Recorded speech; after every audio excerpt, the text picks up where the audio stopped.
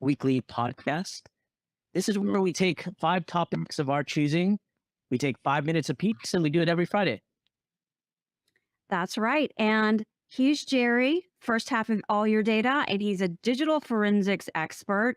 And he's actually acting as an expert this week, right? This very week. That's right. Yeah, I just got out of court today, in trial all week, and I actually don't testify until Thursday, but it's a big one.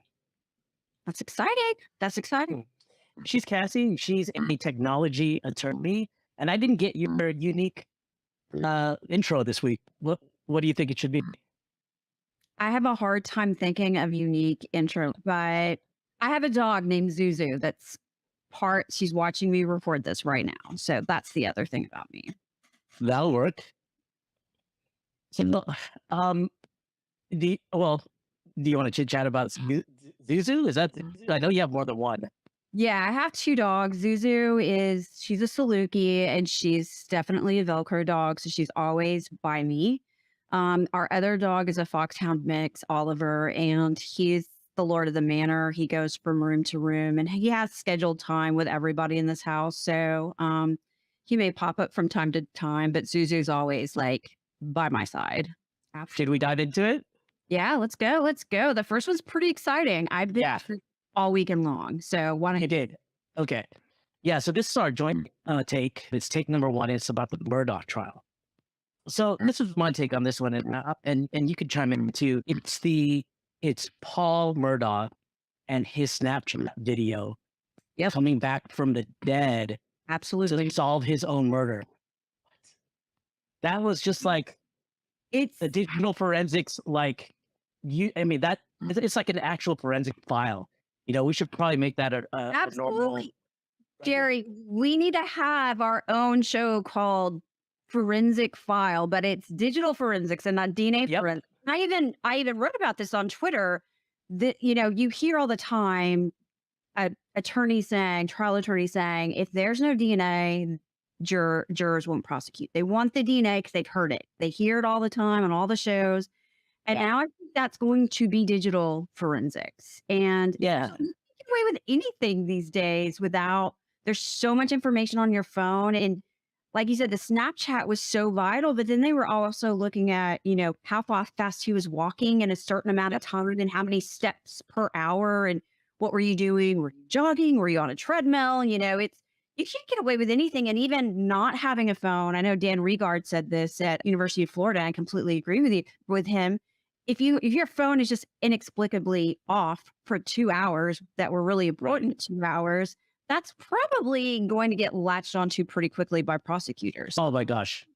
It's every single headline trial now where digital forensics plays a part. And in this one, just so the listeners know, and it's such a sad story. We don't really get so excited about it because it's tragic, right? And it was brutal, And so one of Alex Murdaugh's alibis was that he was never at the kennel, right? Where he was saying that all along, all the way leading up to the trial, he was never at the kennel. He was never at the kennel until the defense found out that the prosecution went and subpoenaed a Snapchat video from Snapchat, right? And isn't Snapchat's video supposed to disappear, by the way? I thought they were supposed to be kind of ephemeral, but maybe they're less ephemeral than what we've been led to believe. So that was one thing I totally latched onto, is that they disappear on your phone, but they've got them on the servers. So they will, when law enforcement comes to calling, they will turn that over. So that's one thing I wanted to point out. But the second is that when he sent them the Snapchat video, it was just minutes before he got murdered by his own father. And his voice, they didn't get a video up of the defendant here, but Alex Murdaugh's voice was in the background. He was calling to his dogs, and you can listen to it. It's really eerie that he sounds so familiar and so calm just minutes before he murdered his son, Paul, and his wife. It's totally tragic. But when when that video was taken, it confirmed his presence at the murder site, even though he denied it. And so that's why he ultimately had to take the stand. Right.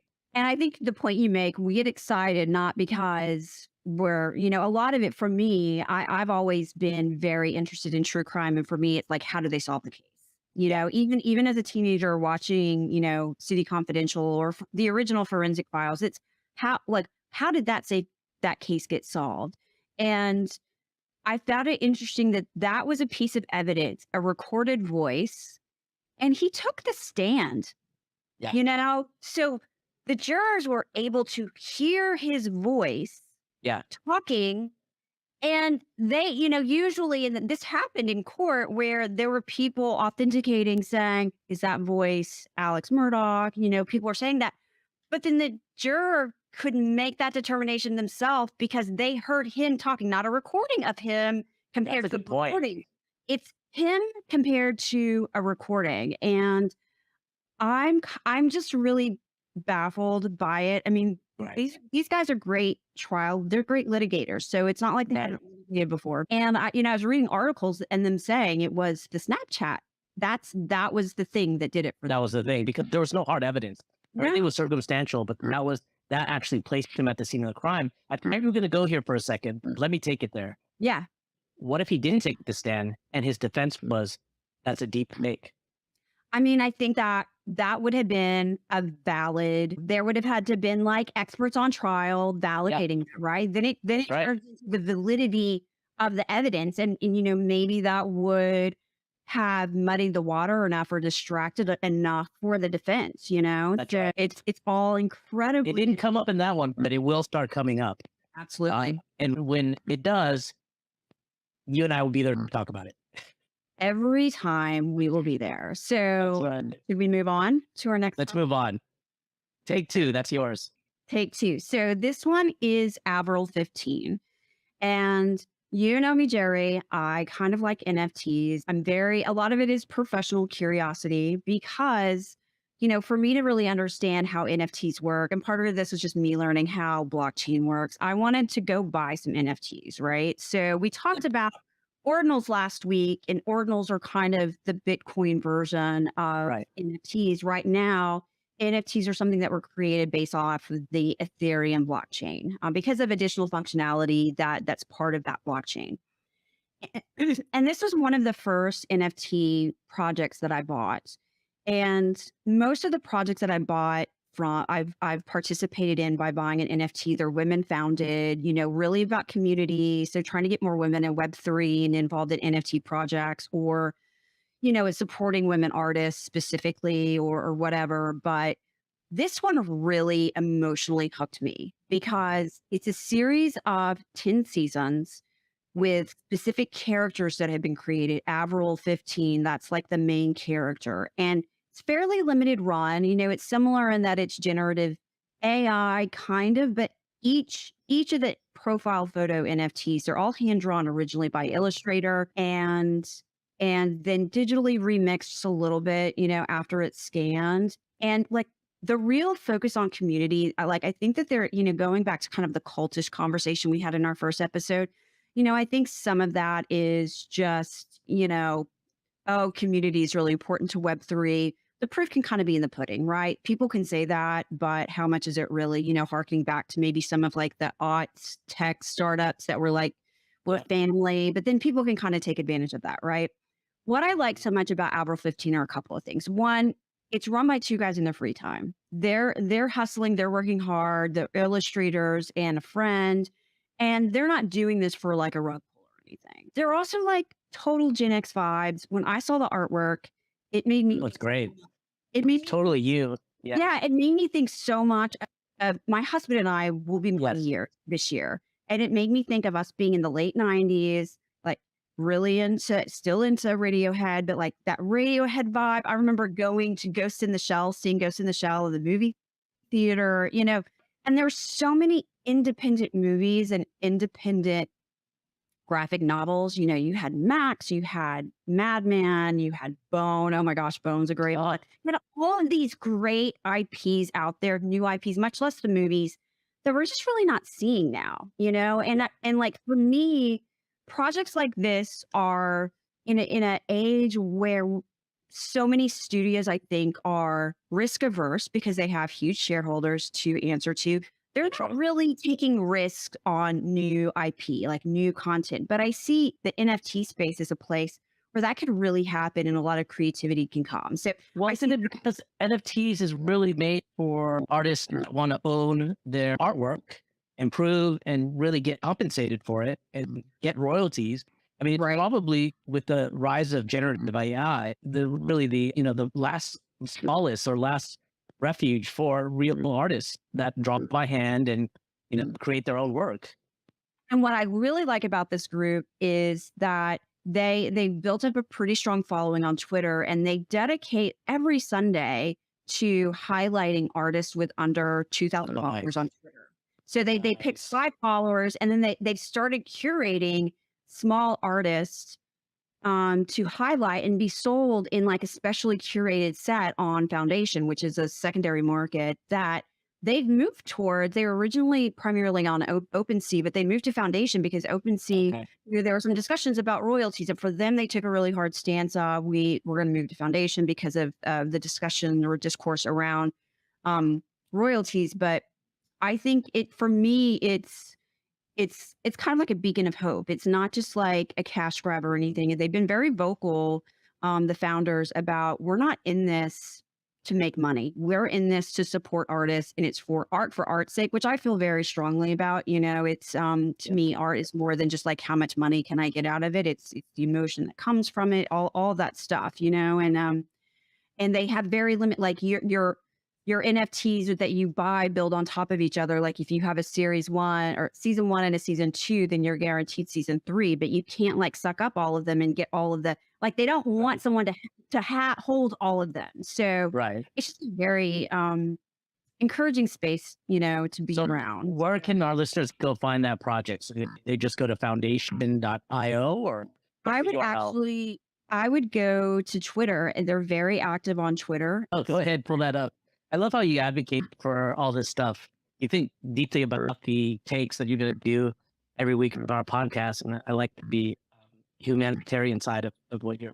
Yeah, I mean, What you're talking what are we in this world without art, without music and things like that? And it's very easy to look around away from that, and kind of ignore that. But, Yeah, and it's a it's good not reminder. art to make money from. It's really, what emotion does that art evoke? And that art, whenever I saw it, it evoked very strong nostalgic emotions for me. And it just gives me like a very, warm and fuzzy place. And whenever I bought the NFTs I bought, it was really from this reminds me of my husband and I when we first started dating over 20 years ago. Started dating 25 years before we got married. So the artist is Tim McDonough, and he's based in England. I believe he's in Bristol. And he does illustrations in his full-time job, and this is his extra thing. And then his assistant is Nathan. Nathan, I don't remember his last name. And then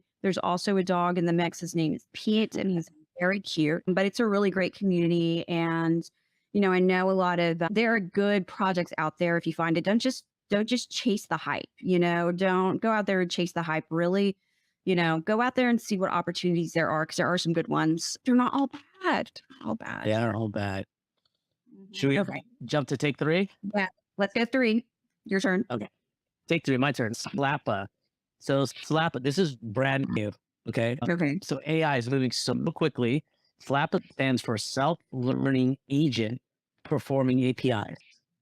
Self-Learning Agent Performing APIs. Now, we already know that generative AI, like ChatGPT, knows how to code, right? Writes source code for you. Right. So a lot of these applications try to leverage each other. Why do we create the wheel if there's another service out there, a web service or another API that you could draw from and incorporate it into your own app? And so you can plug into as many APIs as you want. What this self-learning agent does is when it can't figure out a solution to your request, it'll scan the internet for API documentation for the functionality that it needs and automatically connect into it with code. This is like mind-blowing. So now it's going to get to the point, because that's the one sticking point originally, is like, you got to create your own code interface with these other applications, right? It will figure it out. It knows when it needs a solution that it can't solve on its own. And it knows that the shortcut to that is to go find an API. And so it'll scan the internet for it. It's just like, what? So really, it's going to get to the point where if you need software to solve a very particular solution, you can ask a chatbot to do it, and it will do it not just on its own, but through the help of another application or web service that's available out there on the internet. And it'll just run out there behind the scenes, so you don't know if it knows how to do it or if it's out there pulling it from No, a separate it's API. totally seamless. It's all in the background. Wow. But that's a brand new thing that someone invented. But it's called SLAPA, so keep an eye out for it. So I have a question on that. Now, Yeah, you and I both know technology can be very powerful, but it's also not a magic wand and it is not perfect. I know Aaron right. talked about, our friend Aaron talked about automation bias, which I definitely know it exists. We deal with the raw data and we know how imperfect things like automation and Totally. data is. Totally. So what, I mean, couldn't this kind of just be creating chaos out there because it's running seamlessly. We assume that it's doing the right thing and we assume it's finding API that appropriately aligns with our ask. And then what if it just kind of like spools and gets like more further and further from our truth, but we assume that it's Yeah. running as it should because it's like Well, intelligent. that's why I think there's always going to be a man in the loop. There's going to be some level of curation, right? You can imagine like a top 10 list of APIs for whatever function. And then the self-learning agent will refer to that potentially, right? There's got to be some kind of checks and balances in there. Or you're right, because not all the APIs are high quality APIs. In fact, you could think about the dark side of that is you could throw an API out there that does nothing but plant actual malware. That's what I was about to ask about, like ransomware. How does it not hook on to weaponized APIs out there? So It remains to be seen. Yeah. There's always that dark side. And it's the side that you and I tend to explore for litigation and computer forensics because it's not all rosy out there. no, it's definitely not perfect. And I feel like there's a little bit of like extremes where there's a lot of fear mongering when it comes to technology. And then there's a lot of hyper, Cultishness. cultish. It's so perfect. Yeah. It's idealized, and even like Mhm. Bitcoin technology, without getting too fancy, is very idealized of like, or blockchain, it's decentralized and stateless or whatever. You can think these things, but or DAO is stateless or whatever. You can think that, but that doesn't mean a regulator won't roll in and try to like bring a suit against people who have tokens that voted on things. So Right. like, I think there's like this, rose colored glasses approach to things. And, then reality kind of stomps through like Godzilla. Oh yeah. So, Yeah.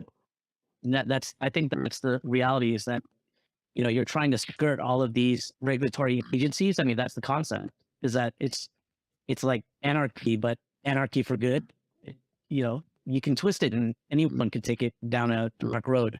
Anarchy for bad. I like look at all the people who got cheated out of their money, all based on blockchain and their belief in cryptocurrency projects. right. And so many, NFT projects on the bad side of there have been a ton of rug pulls where people just pump it up. Founders get the money in the first sell and in the mint, and then they peace out. The Mind Budget Connection is a group of people within our profession. I know a couple off the top of my head: Amy Sellers, Chad Riley, got together and said, "You know what? Our profession, e-discovery, whether you're an attorney, a legal tech person, a forensics person, it's very demanding." And I know people may not believe that we work really demanding jobs because we're pretty active on social media. We're doing this. We're just, we have a high output for the amount of hours, each one of our hours, probably someone else is like 2 or 3, right? It keeps us from going crazy. It's an outlet, really. Right. It's an outlet. And I think that there's so much complexity to the work we do, especially as time has gone on and data has gotten more complicated. I think, 10, 15 years ago, e-discovery was not seen as that sophisticated. It was just kind of like you scanned paper and you're organizing electronic versions of paper, but it is so much different from that now. It is. And the level of nuanced knowledge that you need to have, you can't just like pass the baton off woefully, without forethought and sufficient training. Like there's so much that comes in. I know when I worked at a service provider, I would hire people without any e-discovery tech experience because I felt it's really important to do that. And that's a long learning cycle. That's easily 6 to 9 months learning cycle, easily for basic stuff, not even super complicated stuff. And the dialogue that they're presenting to the group is we are a profession and we work really hard. So what can we do to minimize burnout? So they've done, they've taken the effort to have a survey for people to fill out. I think a lot of these conversations have come up with COVID. And I also think a generational shift with Gen Z coming in Sure. and having a different attitude. And we're both Gen Xers. We talk about it, probably every episode. And I know I'm a workaholic and we're both workaholics, but it's also not a healthy thing. I mean, like I acknowledge that I have a hard time pulling out of like the hyper focus that sometimes come with the type of work that we do. And I know for me personally, last year I had to sit for the Texas bar. And so I was working, 10, 12-hour days. And then I would roll right into studying for the Texas bar. And I would study another, 4 or 5. And I did that every day. And I think I just got into that gear and I could never let myself like get out of it. And it's a hard thing. And I find myself even feeling guilty when I start pulling back. So Yeah. I would love to hear your thoughts on that, Jerry. What you I tweeted something like this the other day. And I was like, isn't it unhealthy when you realize that while on vacation or relaxing, that you're actually not enjoying it, and that your enjoyment is from getting things accomplished at work. And I think part of it is because the workaholic part of it, and I think we're also invested in the meaning of the work that we do. I think what we do is really consequential, and so I think we get we feed off that. That's what gives us enjoyment. I love like knocking out tasks and getting them out the way. It's a huge sense of accomplishment and satisfaction. And it's just like, you're going to make me sit next to a pool all day long and I have to read a book. Like I don't have tension for that anymore. As much as I love reading, because I was a poli-sci English major in university, I just cannot get my head and attention focused long enough to read just an entire chapter nonstop. I always have to pick up my phone. Like, how do you do it? Because I know you love reading. You turn off your phone or put it like in the other room? I try. I actually over the holidays, I tried to read, and I've just switched to physical books again. I've been I've read forever. Like I was besties with the librarians growing up at the public libraries, so I kind of grudgingly switched to Kindle. But I did because it's so convenient, especially if you're traveling and stuff, and you read a lot of books in like one trip. I could read 3 books, right? So. Wow. But now that I'm home, I felt like I like that digital break of a physical book. And I'm finding now that works, we're out of the holiday groove. I'm finding a hard time getting back to reading. And I was really enjoying getting back into that. So I feel like I'm always like, well, let me just be working on my laptop and maybe at night I'll watch a little bit of TV, but I'll still work. And I struggle finding the balance, and I realize it's something I enjoy doing, but it's also, it's not great for my husband for me to be going and things like that. So um it's a challenge. And it's honestly, something that I admire the dialogue from Gen Z and seeing them talk about it. To me, it's a very refreshing. It's not it's something I appreciate, because it definitely makes me stop and pause and go, you know what, there is more. There is more. Life is short. Life is short. Make sure. And I try to take time to, travel with Damon, go on trips with my girlfriends, like go and have dinner with my girlfriends regularly. I try with here. Go to the symphony. Go to the symphony. Absolutely. Absolutely. So I try to do that. I wish I was a little bit better about doing it on a more, sustained basis. But anyway, I think it's important dialogue for our profession because burnout is a real thing. So, Totally. but well, enough of that. I mean, it's a very important topic, but we do have to move on. So, Jerry, take 5 is all yours. Take 5 is more AI, and it's actually more mind blowing. So there was an experiment recently. Actually, it's a long term experiment, and it didn't really get traction until AI got involved, or AI was introduced into the mix. So these scientists are doing MRI scans of people's brains, Okay. and they're mapping the brain activity to an image that's being shown to the subject. So they take one subject and they show her a series of pictures, and and in response to each of those pictures, they look at the brain activity, Okay. right? And so they're mapping the pattern of the brain activity to the picture they're seeing. What is, and how do you do that at scale? You introduce AI. AI is the perfect pattern detection tool, right? You could throw a ton of data on it. And then rather than try to give it the rules, like you might try to, the human might try to get in there and try to figure out the patterns. No, don't do that. Take all of the brain scan patterns for a particular picture and dump all that data to AI and let AI detect the similarities in patterns. So when it switches from a teddy bear to a lighthouse to an airplane, it knows out of all of the subject data that you've collected what is associated with each picture, such that when AI is detecting a new batch, right? This is like the dense batch, right? You have like the control batch, or when you do statistical modeling, you break things into two data chunks. The first data chunk, it's just like in discovery, right? You train, it's the training data, and then you test it. And so what they found was that as it's monitoring brain scan activity, it doesn't know what picture is coming up, but it'll show the picture to the subject, like a teddy bear picture, and AI will generate the picture of the teddy bear to show that it understands the brain pattern. It shows a picture to a subject of a picture of the subject of a lighthouse. It generates a lighthouse picture, confirming that, and it doesn't know what picture you're showing the subject. Just based on its training data, and it's not perfect though, by the way. It's not the exact same teddy bear, but it knows it's a teddy bear. So if you watch the results of this, it is just like, we're gonna die. AI is absolutely gonna kill us. Like Cylons, it's time to rewatch Terminator. I mean, God. it's just like, isn't that crazy? But it makes sense though if you think about it, right? I mean, you know what though, Jerry? Like, why don't they know how to fix migraines? This is what I want to know.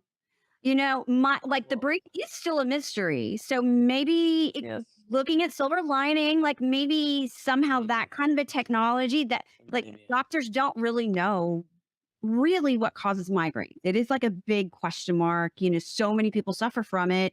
It's all in your, and there's just infinite use cases that it just hasn't gotten around to that yet. But I like, for example, cancerous moles, right? So they put all this data, and AI was able to predict based on the shape of the mole, any specific mole. Actually, it highlights it. It puts squares around the mole that they predicts is cancerous. There was a problem with it though, because it was going it went totally off the rails, because the data set that we fed to it, the temps data, was all from a single hospital, where the logo of the hospital on the top right of the X-ray, or not the X-ray, of the photograph, it started incorporating that into its pattern detection, so that when it didn't use photos from that hospital, they were getting a lot of incorrect or false positive results or false negative results. So, you have to be careful about your training data, because it doesn't know how to distinguish those things, or, then that's where the human in the loop you really need. Because once you realize that was bad training data, you can kind of instruct it to ignore the top right where the logo is usually at for these photos of moles on people's bodies. I mean, it's really amazing what can be done, but it always has to be tempered with the realization that it's not perfect. And even it's not really thinking. Again, referencing back to our friend Aaron, he posted a really interesting article today on LinkedIn where this one linguist, I can't remember, I think her last name is Bender. She talks about people can't, we're trying to humanize the AI, but we have to remember the AI at the end of the day is not a human. Everything it's doing is based off of the algorithm, the training set, and what it's testing, right? At the end of the day, it's like the Sydney thing that we talked about in the first episode. But there's so much money being poured into it. It's just like the crypto hype, where you're not giving it time to really, get to and check for dangerous things around the corner. I mean, there might be too much of a rush to push this stuff out without fully understanding all the consequences. I think, there needs to be some responsibility. If there's anything that we learned from crypto, it's we need regulatory oversight, right? And sometimes this technology pushes out too quick that the laws and the regulation doesn't catch up to protect consumers at the end of the day. And you can imagine consumers can be severely hurt because what if it says you have a cancerous mole, right? And you go to get treated for that. That's a lot. That's a huge mistake to make. Oh yeah. I mean, to get diagnosed for something, some serious health issue that you don't actually have. Yeah, we're not overhyping it and we're not, saying it's out going to take all of our jobs. So it's just important, to stay on top of what's happening. And it just might be flash in the pan, but some of this is going to stick. There's just too much building going on around the AI space. So Oh yeah. Yep. So we'll just bring the news as it comes up. I tend to get excited about it. So you're always the good get into my gang. You kind of temper the news. well, I can keep a level head about it. yeah, I mean, I get excited about stuff too. So we tend to balance each other out, which is, it's We get excited about different things. yeah, yeah. No, it's good.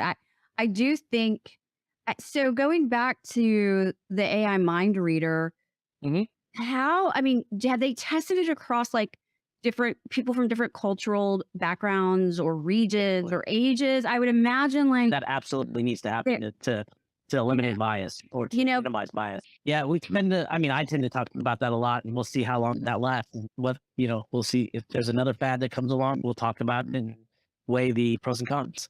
absolutely, as always. So that's a wrap, folks. We hit all 5 of our topics, maybe a little bit over 30, but we'll make it work for our podcast. Thanks for tuning in, and we hope you join B&B Take 5 in our next episode.